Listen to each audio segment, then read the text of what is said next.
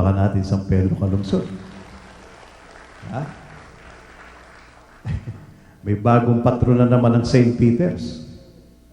San Pedro Calungsod. Ba? Yan ang pangalawang santo natin. Yung una, si San Lorenzo Ruiz.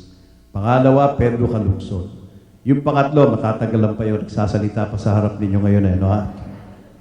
So anyway, kaya, joke lang yun. November 2, araw ng mga kaluluwa. Pinagdadasal natin ng mga kaluluwa. Ang tawag diyan, Communion of Saints. Yung dalawang araw na yan, that is the celebration of the Communion of Saints. At ito, pinagdiriwang ng St. Peter's. Meron silang isang linggo, Death Care Week. At kasama dito yung mga realities na yan. November 1, November 2, pagpaparangal sa mga santo, sa mga kaluluwa. Tapos, ang i-emphasize ko sa mga bata, multo. Hindi ito araw ng multo, araw ng kaluluwa ito. Hindi ito araw ng mga halimaw at mga maligno at mga aswang at mga tiktik. No? So, kita ninyo mga kapatid, no? Minsan, umattend ako ng party. October 30 yun. Birthday party. Halloween daw, Halloween. Alright. Kala ko naman, kapilang nahahaluin na gano'n. Yung pala Halloween, ano ha? Pagpasok kong gano'n, magre-register ka. Pag-register mo, di sa Manila Hotel yun eh, magre-register ka, bibigyan ka ng maskara. Na napakapangit, maligno itsura ng maskara. Sabi ko, para saan to? Pag daw ho, bago mag-blow ng candle, yung birthday celebrant, isusuot daw lahat yan. Pero mamaya pa ho isusuot. Wala akong magawa. Maten ka, inimbita ka, ng party. Sige, pasok akong ganon. Medyo madilim, nilapitan agad ako nung isang, tawag dyan, yung aseret. Sabi niya, sir, mamaya pa ho magsusuot ng maskara. Sabi ko, tansya ka kaya kita. Sabi ko, hawak-hawak ko pa yung maskara. Alam nyo, siyempre party. May lechon doon sa ibabaw ng mesa. Sarap, lechon. Sa tabi ng lechon, may manikin. Babae, manikin na babae, chop-chop lady. Dinekorasyon na nila ng chop-chop, may mga dugo-dugo pa, may mga bituka pa. Ano naman niya? Sabi ko, what is this? Halloween party daw yun. Alam niyo, sinasabi ng mga magulang, Father naman, ano lang naman yan? Katuwaan lang. Ha? Ano lang yan? Pampasaya lang, ganyan, etc. Oops! Mag-iingat kayo. Hindi pampasaya lang yan. Tandaan ninyo, matalino, mapanlinlang ang demonyo.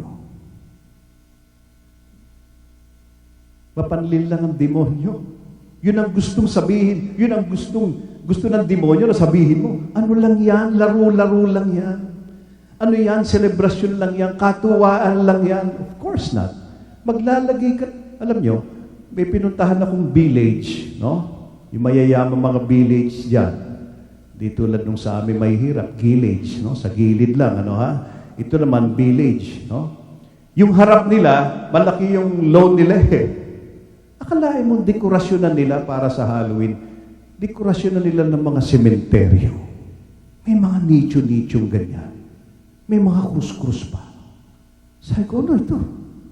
Ba't mo didekorasyonan yung bahay mo na simenteryo? Tapos yung gate nila, punong-puno na mga manananggal, mga halimaw, mga maligno, ganyan, no?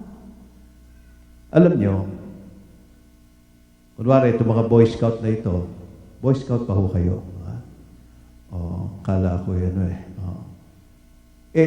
pagka kayo naglalakad na ganyan, may makita kang building nakalagay, Boy Scouts of the Philippines. May patch kang Boy Scout of the Philippines. Siyempre, feeling mo, uy, welcome ako dito. Welcome ako dito. May Boy Scout of the Philippines eh. Papasok ko ngayon. Oh, mga kapatid, welcoming ka. Feeling mo, welcome ka kasi Boy Scout of the Philippines. Ganon din ang demonyo.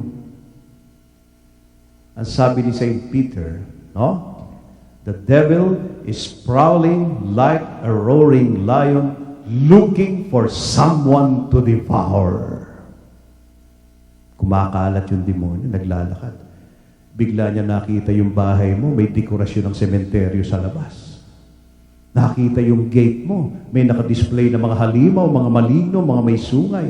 Tapos yung mga anak mo, nagtatatakbo, may sungay na ganyan, naglalaro. Sabi ng demonyo, welcome ako dito. Papasok ako. Papasok ako. Welcome ako rito. Problema yun. Problema yun, maniwala kayo. Pag pumasok yan. Yung mga batang ito, pagkababait, lalagyan mo ng sungay, lalagyan mo ng pangil, lalagyan mo ng pangit na itsura. Pag nakita ni Satanas yan, parang anak ko ito Hindi ako nagbibiro. Ha? Doon, nasabi na naman ni St. Peter, do not give the devil a chance to work on you. Yun hindi ko maintindihan sa kultura natin ngayon. Kung kailan malapit na yung mga undas-undas na yan, makikita mo sa TV. Lahat ng palabas, tungkol sa multo, tungkol sa horror, tungkol sa halimaw. Wala nang ibang mapapanood. Siyempre, pinatay na si Daniel Wala na Tinapos ni Miguel ano magagawa natin?